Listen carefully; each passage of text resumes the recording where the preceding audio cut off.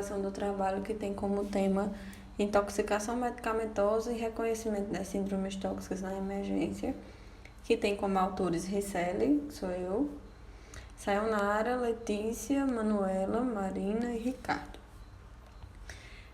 Vamos dar início aqui. A toxicologia é uma ciência muito antiga que acompanha a humanidade desde os primórdios. Ela tem como função, né, se eu posso assim dizer, é analisar os efeitos toxicológicos e adversos de uma substância química em um organismo vivo, né? Como o próprio nome é bem explicativo, né? Toxicologia, do latim tóxico, significa veneno. E toxicovigilância, ela é o conjunto que tem a finalidade de elaborar medidas e ações promovendo a prevenção e o controle, né? Que é uma das grandes responsabilidades da toxicologia, é a toxicovigilância. A gente tem um exemplo, um modelo de toxicovigilância, que é a American Association of Pollution Control Center, que chegou já a registrar cerca de 2,1 milhões de intoxicações humanas, né? É um número bastante relevante. A gente vê também a importância da toxicovigilância, da toxicologia, dentro dos hospitais, né? Dentro dos centros de urgência e emergência. A gente tem a portaria número 1678 de outubro de 2015, que instituiu os CIATOX como estabelecimento de saúde integrante da linha de cuidado ao trauma da rede de atenção às urgências e emergências, a RUI, no âmbito do SUS, né? Foi um ganho muito grande para o SUS, para os pacientes, para o hospital. No geral, todo mundo saiu ganhando, né? Porque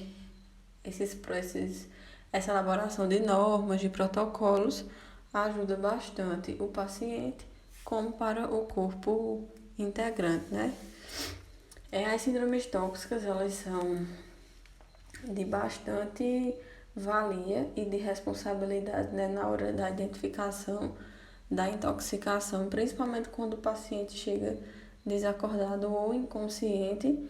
Elas são, né, a chave que nos ajudam na identificação para um diagnóstico, né, para chegar a uma possível cura.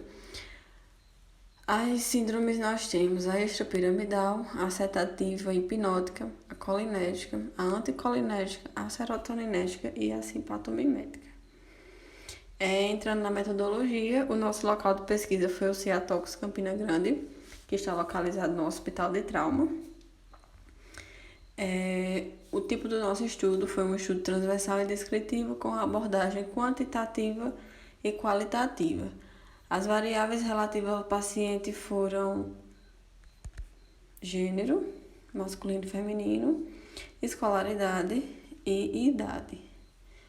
As variáveis relativas ao evento foram zona de ocorrência, que ficou entre rural e urbana, a circunstância, que ficou tentativa de suicídio, acidental e outras, a classificação, que ficou intoxicação, exposição e outras, e a evolução, que ficou cura, perda de segmento e outros. Entrando nos resultados e discussões, a gente vê que no CIATOX Campina Grande, em 2018, registrou 363 casos de pacientes com história de intoxicação medicamentosa. As características demográficas, elas indicam 90,9% dos casos foram urbanos, né? Pessoas que residem na zona urbana. E 73% desses 90,9% são residentes de Campina Grande. O gênero feminino foi o predominante, marcando um total de 250 mulheres, né, dentro desse total de casos.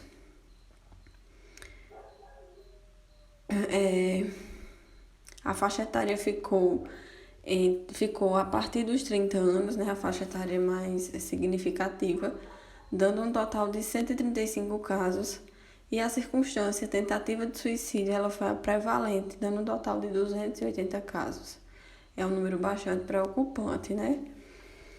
Observando aqui a tabela, a gente vê a distribuição dos casos de exposição e intoxicação por medicamentos de acordo com o gênero e escolaridade. A gente vê aqui, a gente pode prestar atenção que na questão da escolaridade, 195 fichas, né, na hora do acolhimento do paciente, foram ignoradas a escolaridade do paciente. A gente vê que 31 pacientes, né, 8,5% do total, possuem o ensino médio incompleto. Na próxima tabela, analisando a classificação e evolução dos casos, mostra que grande maioria dos casos, 60,1%, correspondeu a quadros de intoxicação medicamentosa. A evolução verificou que 86,2% dos casos evoluíram para cura. A gente pode aqui observar a tabela, vendo aqui um total de 86,2%, que dá 313, né, curados dessa intoxicação medicamentosa. A gente vê que 9,6% foi perdido o segmento, né? Às vezes o paciente saiu do hospital ou foi transferido para outra ala, enfim.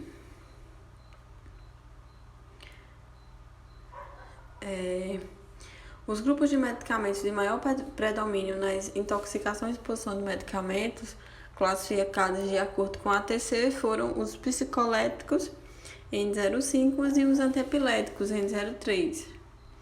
Aqui a gente tem uma tabela que mostra a distribuição e a exposição dos casos de intoxicação de medicamentos de acordo com o gênero e o grupo terapêutico. A gente vê aqui o gênero feminino, dando um total de 208 casos, e associando, né, esses fármacos, um total de 203 casos. Então, quase todas as mulheres elas fizeram essa associação.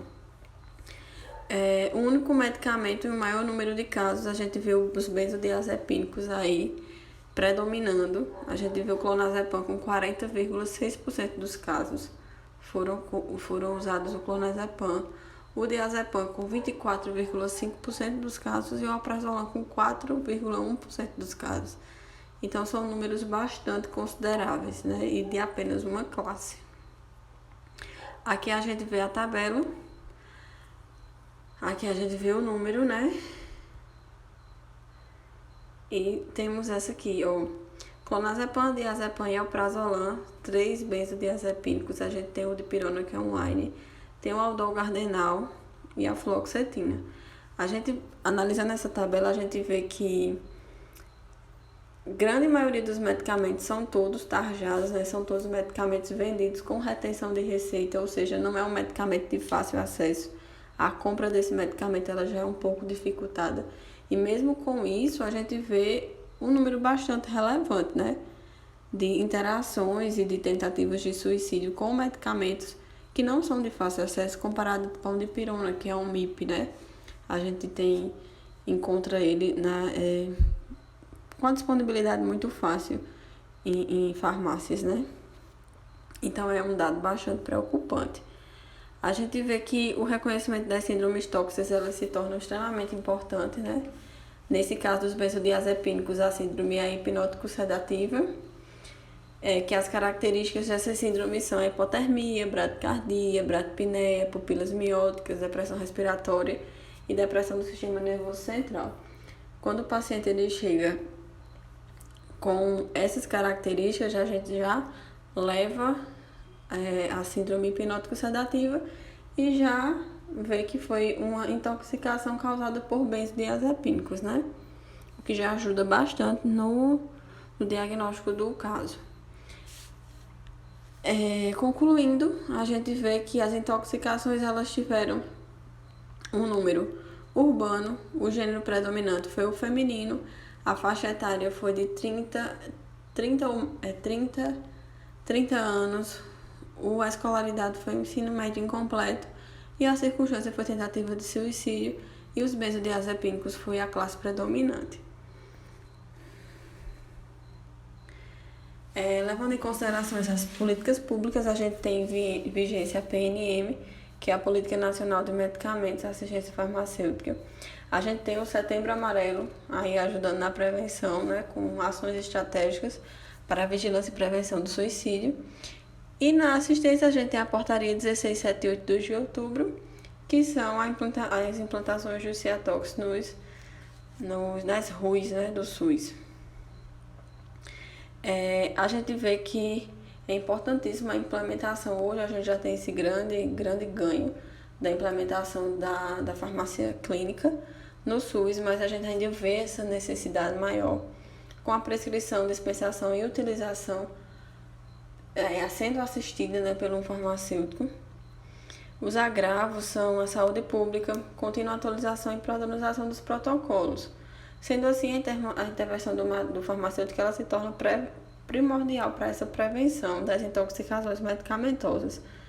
Porque tendo um acompanhamento, uma vigilância e uma assistência maior, esses medicamentos eles se tornam por mais que o acesso dele, né, o paciente venha a ter acesso, ele vai ter mais noção e consciência da gravidade, né, do uso inadequado daquele medicamento.